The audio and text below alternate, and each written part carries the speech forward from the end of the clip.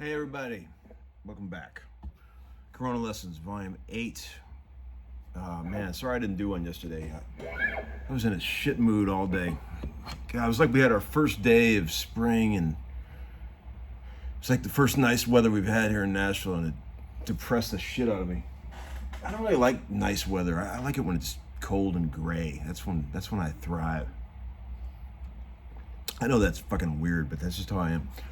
So yeah, like anybody who's watched any of these videos, you're probably picking up on the thumb thing, right? I use that a lot. This whole wrap the thumb around to play bass notes and stuff while I'm doing other shit with my four fingers, right? So I feel like using the thumb frees up all four of your other fingers so you can do all kind of crazy stuff while you got a cool bass note going. But when I was a kid, I remember first learning guitar a million years ago. That was considered improper technique to use the thumb to wrap around, because that's not like the classical technique. But one thing that's for damn sure is there's no right way to play guitar. I mean, I was thinking today about how unbelievably vastly different some people's approaches are to a guitar, and in the end it all turns out great. I mean, I was thinking about like Tony Iommi, for example, and then I was thinking about like Lenny Breau or Thumbs Carlisle and guys like that, just thinking like, how different could you possibly be as a player? The way you touch the guitar and the way they, their techniques, but it's in the end, it's all great, man. That's what makes the guitar so cool, in my opinion, is the personal contact that the player has with the instrument. We've all seen how like one guy could be playing a guitar through an amp, and then another guy could pick up that exact same guitar on the amp, and it sounds completely different because of the way their hands sound, and that's all. We've all talked about that. But so anyway, this thumb thing, right? I've been doing this forever. Actually, I think I first started doing this, probably about, in my early 20s, because I was trying to find ways in the studio to play acoustic guitar and not make a bunch of finger noise, squeaks. So if you're playing like a real simple cowboy chord thing,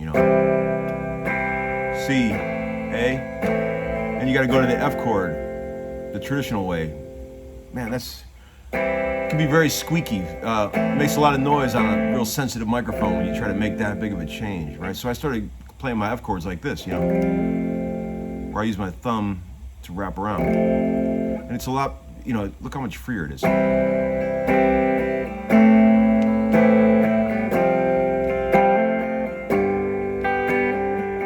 That's how it all started, and then it became like a thing. Like I started doing it on everything.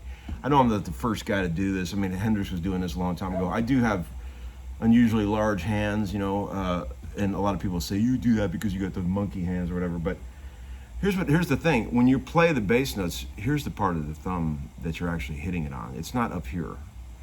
I actually have like a callus like right here, because that's the part that hits the strings. Look what it enables, right? I mean, if you're playing a bass note with your thumb, you have all four fingers free to do whatever you want.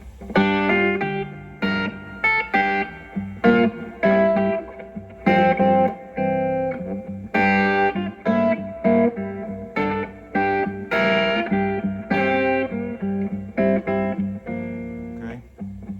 So like, I use it for like power chords. Like here's a cool power chord, like a G chord. A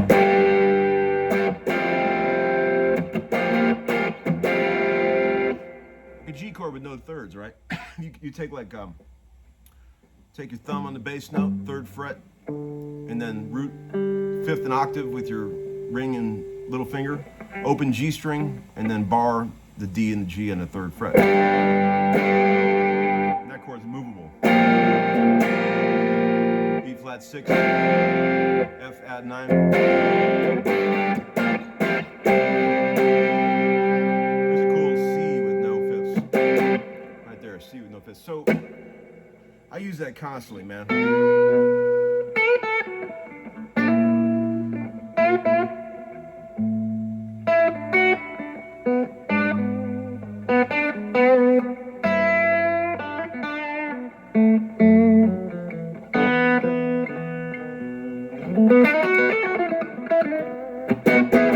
that kind of thing, right? So here's another thing I want to talk about.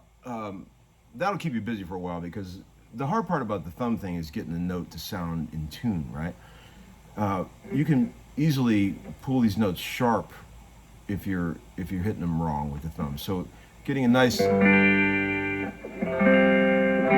that in tune, right? It's not easy, but you'll get it.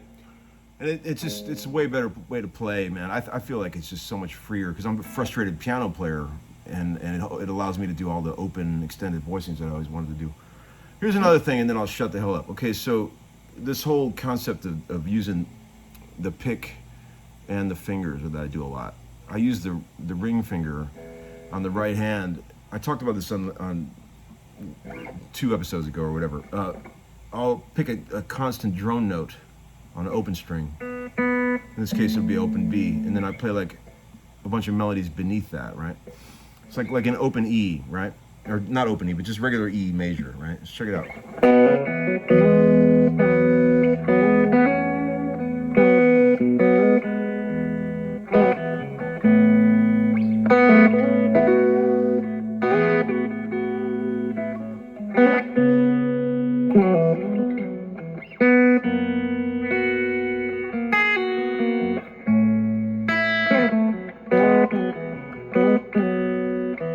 Pretty cool sound. So then, you could also use the open E on top if you want to do something like this.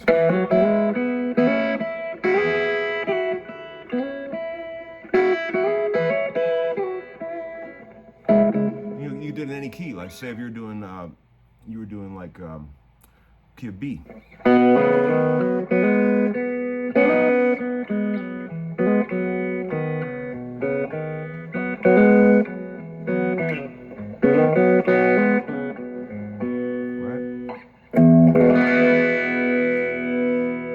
And there's a really cool voicing for a low power chord E with no thirds. I use that all the time. That's a.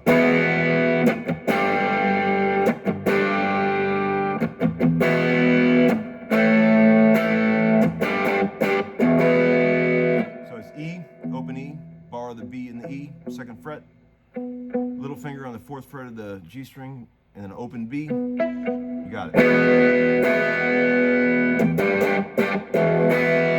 That's a good rock and roll chord you can use, all right? So yeah, work on that stuff, and I'll see you next time, okay? Thanks, everybody.